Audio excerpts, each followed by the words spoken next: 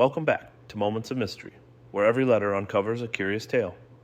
I'm your host, KG Heartstopper, and today we're diving into a day of mischief and a mystery that left a whole town scratching their heads. R is for remarkable.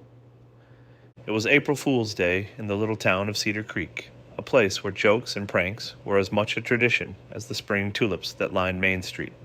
But that year, something remarkable happened. Just before sunrise, people began noticing strange things popping up around town. The mayor's statue in the town square was suddenly wearing a tutu and sunglasses. Every gnome in Mrs. Patterby's garden had been turned to face away from the house. And the sign at Lou's Diner changed to read, "World's largest pancake pizza parlor." Everyone laughed, thinking it was just a really good prank. But then it got weirder. At the school, every student found a golden envelope in their locker with a riddle inside.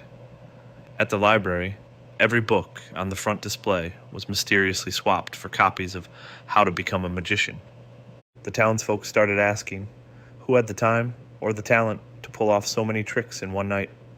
Some said it had to be a group. Others believed it was one person, but no one knew for sure. Enter Ellie, a 13-year-old with a sharp eye and a sharper sense of humor. She noticed something no one else did. Every prank had one thing in common, a tiny paper crane hidden nearby. At first, it seemed random, but Ellie remembered something. Mr. Jensen, the retired art teacher, loved origami. He'd made paper cranes for students for years. She stopped by his house and found him sipping tea on the porch, with glitter in his beard and paint on his shoes. He chuckled when she asked, "You caught me, huh?" Turns out, Mr. Jensen had spent weeks planning the ultimate April Fool's Day surprise, not to trick or embarrass, but to spark wonder.